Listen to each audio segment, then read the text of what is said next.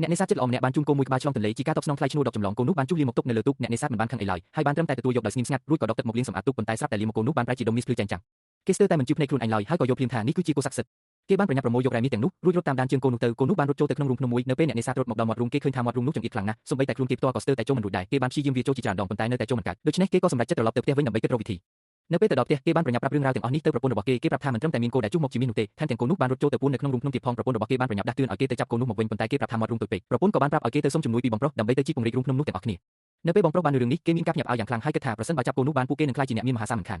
គេក៏បានស្ពីចេញជៀនប្រញាប់ប្រញាល់ចេញទៅជាមួយអ្នកនេសាទភ្លាមដែលមានតែល្អប្រុសកូនប្រុសរបស់អ្នកនេសាទប៉ុណ្ណោះដែលមិនព្រមទៅជាមួយក្មេងប្រុសបាននិយាយថានោះជាទ្រព្យសម្បត្តិដែលទទួលបានដោយមិនសុចរិតទេប៉ុន្តែចាស់ទាំង3នាក់មិនបានស្ដាប់ឡើយ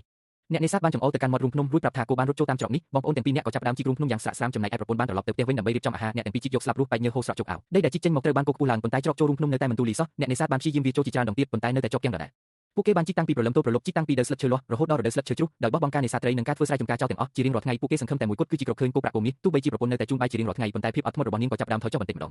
បងប្រុសចាប់ផ្ដើមភ្ញាក់រលឹកឡើងគេគិតថាគោនោះប្រហែលជាគោស័ក្តិសិទ្ធិពិតមែនហើយវាជុំមាសទុកគឺដើម្បីឆ្លើយតបនឹងទឹកចិត្តល្អរបស់អ្នកនេសាទតែប៉ុណ្ណោះប៉ុន្តែអ្នកនេសាទនៅតែមិនព្រមចុះចាញ់គេនៅតែជឿជាក់ថាគេបានឃើញគោនោះរត់ចូលទៅក្នុងរូងនៅពេលនោះកូនប្រុសរបស់គេបានដើរចូលមកហើយនិយាយថាគូស្គាល់គុណនិងចេះតបស្នងសងគុណពួកយើងមិនគួរសង្ឃឹមលើការជីករកគោប្រាក់គោមាសបែបនេះទេវាមិនត្រឹមត្រូវឡើយពាក្យសម្ដីនេះបានធ្វើឲ្យអ្នកគ្រប់គ្នាភ្ញាក់ខ្លួនទីបំផុតអ្នកនេសាទក៏គិតឃើញថាទ្រព្យសម្បត្តិពិតប្រាកដគឺត្រូវតែបានមកពីកម្លាំងញើសឈាមនិងដៃទាំងពីររបស់យើងពួកគេក៏បានជប់ជីករូងភ្នំរួចត្រឡប់ទៅផ្ទះធ្វើការងារប្រចាំថ្ងៃវិញអ្នកនេសាទបានខិតខំប្រឹងប្រែងចេញទៅនេសាទត្រីជារៀងរាល់ថ្ងៃរហូតបានត្រីពេញដៃចំណែកឯបងប្រុសក៏បានចេញទៅធ្វើស្រែតាំងពីព្រលឹមនៅរដូវស្លឹកឈើជ្រុះស្រូវសាឡេបានទុំឡើងពណ៌មាសពេញវាលហើយឆ្នាំនោះពួកគេទទួលបានទិន្នផលយ៉ាងច្រើនសន្ធឹកសន្ធាប់ចាប់ពីពេលនោះមកពួកគេបានពឹងផ្អែកលើភាពស្មោះត្រង់និងការខិតខំប្រឹងប្រែងរបស់ខ្លួនឯងរហូតរស់នៅយ៉ាងមានស្ថិរភាពនិងធូរធារចំណែកឯរូងភ្នំនោះត្រូវគេប្រសិទ្ធនាមថាភ្នំគោប្រាក់គោមាសគំនិតអប់រំភាពមានបានពិតប្រាកដគឺត្រូវផ្លាស់ប្ដូរដោយកម្លាំងពលកម្មសុចរិតគុំសង្ឃឹមមានបានដោយសារតែអ្វីដែលមិនបានប្រឹងប្រែង